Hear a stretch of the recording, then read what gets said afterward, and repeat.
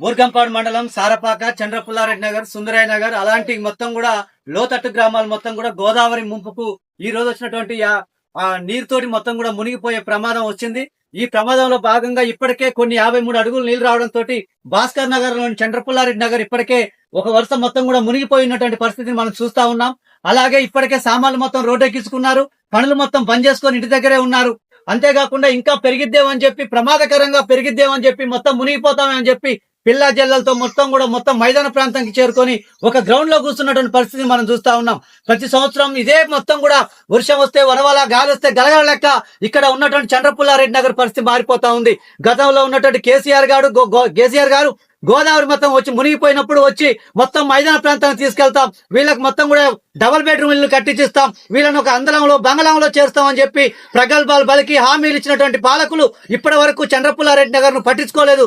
దాంతో వచ్చే ప్రతి గోదావరికి వీళ్ళు మొత్తం కూడా కాళ్ళు తడిపిన గోదావరి తల్లి మొత్తం కూడా వీళ్ళని నిట్టనిలోన ముంచిపోతున్నటువంటి పరిస్థితి కూడా చూస్తా ఉన్నాం. గోదావరి తల్లి ఓ పక్క మొత్తం కూడా వీళ్ళ కాలు కడుగుతున్నాయి, మరో పక్క పాలకులు మొత్తం వీళ్ళ నిట్టనిలోన ముంచుతున్న పరిస్థితి. అందుకే ఇప్పుడు వచ్చినటువంటి ఈ ప్రమాదంతో మొత్తం కూడా బిక్కున ఇక్కడ ఉన్నటువంటి ప్రజలందరూ కూడా ఒక ప్రాంతంలో చేరుకొని ఉన్నారు. కాబట్టి పాలకులు, ప్రజాప్రతినిధులు స్పందించి మొత్తం కూడా వీళ్ళని ఆదుకోవాలని చెప్పి కోరుతా ఉన్నాం. ప్రజలు కూడా ప్రాణాలని మొత్తం కూడా ఒక గుప్పిట్లో పెట్టుకొని బతకాల్సిన పరిస్థితి వస్తా ఉంది.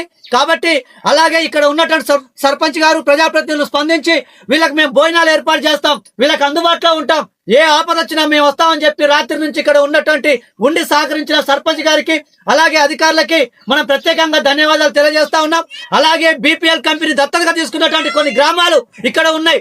ఇప్పటి వరకు వాళ్ళకు బెడ్రూమ్లు కానీ లేకపోతే కనీస సౌకర్యాలను కానీ నెలకొల్పలేదు.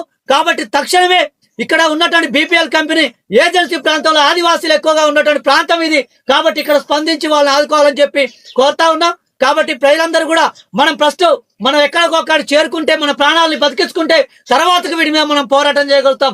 కాబట్టి ఇప్పుడు వచ్చినటువంటి ఈ నీటితోటి మనం జాగ్రత్తగా ఉండి బతికి బయటపడితే మనం రేపు పోరాటం వైపున ఉండి సాధించుకోగలుగుతాం అన్న విషయాన్ని చెప్తూనే ఇక్కడ మునిగిపోయినటువంటి ఇళ్లకు మొత్తం కూడా ప్రభుత్వం ఆదుకొని వాళ్ళకి నష్టపరిహారం చెల్లించాలని చెప్పి సిపిఐఎంఎల్ న్యూడెమోక్రసీ భద్రాద్రి కొత్తగూడెం జిల్లా తరఫున తెలియజేస్తా ఉన్నాం.